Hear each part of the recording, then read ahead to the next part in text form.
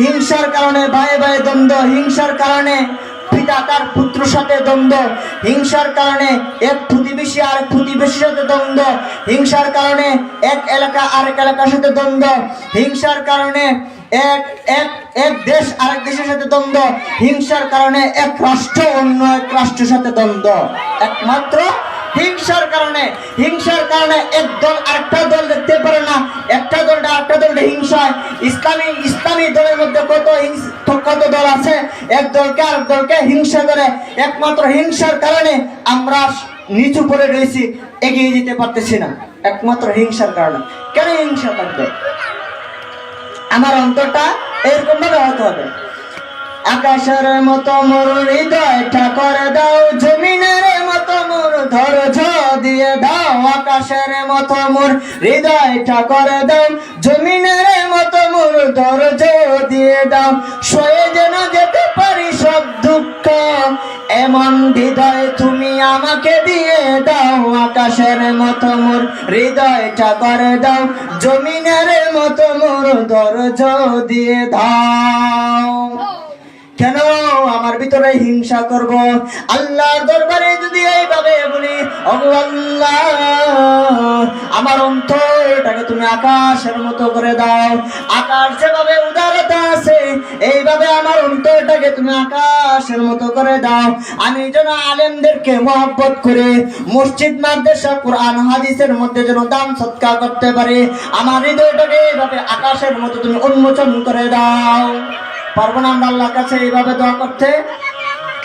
আল্লাহর দরবারে এইভাবে দোয়া করবো, ওগো আল্লাহ তুমি আমাকে এমন ভাবে ধৈর্য দিয়ে দাও, জমিনের মতো ধৈর্য দিয়ে দাও। জমিনের মধ্যে আমরা কত চলাফেরা করি, জমিনের উপর কত আমরা দুর্ব্যবহার করি, আমরা জমিনের মধ্যে আঘাত করি। জমিনে কোনো দিন পাল্টা আমাদের উপর আঘাত করে নাই, জমিনে কোনো দিন আমাদের বিরুদ্ধে কোনো অভিযোগ দেয় নাই, জমিনে কোনো দিন কোনো কিছু বলে নাই।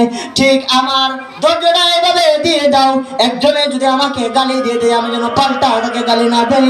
একজনে যদি আমার উপরে হাত তুলে ফেলে, আমি যেন পাল্টা তার উপর হাত না তুলে। এইরকম ভাবে তুমি আমাকে ধৈর্য দিয়ে দাও। তাহলে এক নম্বর হলো কি, হিংসা থেকে দূরে থাকতে হবে। দুই নম্বরে কবি বলতেছেন, আল্লামা শেখ ফরিদুদ্দীন আখতার রহমতুল্লাহ আলাইহি, উনি দুই নম্বরে বলতেছেন আমার ইমানের মধ্যে কিভাবে পরিপূর্ণতা আসে, আমার ইমানটা কিভাবে মজবুত হয়। দুই নম্বরে উনি বলে দিতেছেন, পাকে দারাজ কিসবু আকিব জবান, পাকে দারাজ কিসবু আকিব জবান, তাকে ঈমানত ফিদদ দরদিয়া, তাকে ঈমানত ফিদদ দরদিয়া। ভাইরা আমার, বন্ধুরা আমার, দুই নম্বরে আল্লামা শেখ ফরিদুদ্দীন আখতার রহমতুল্লাহি আলাইহি বলে দিলেন, যদি তুমি তোমার ইমানকে পরিপূর্ণ করতে চাও, খাঁটি করতে চাও, মজবুত করতে চাও, তাহলে তোমার জবানকে, আপনার এবং আমার জবানকে, জিহ্বাকে গীবত থেকে হেফাজত করতে হবে। মানুষের যে একটা সমালোচনা আছে, মানুষের যে একটা গীবত আছে, এই গীবত থেকে আপনার এবং আমার জবানটাকে হেফাজত করতে হবে।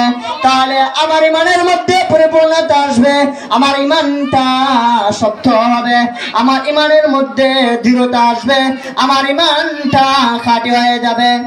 তাহলে দুই নম্বরে কি, মানুষের যে একটা গীবত, আমরা দুইজন তিনজন একখান হইলে ফুরই, উমুক ইতা উমুক হিতা, এরকম ভাবে বলা শুরু করি।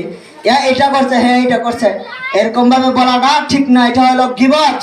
একজন মানুষের আপনি যদি গীবত করেন, তাহলে নবীজি বলেছেন তার যে একটা গুনাহ আছে, এই গুনাহটা আপনার আমলনামায় এসে যাবে, আর আপনার যে সওয়াব আছে, এই সওয়াবগুলা তার আমলনামায় চলে যাবে।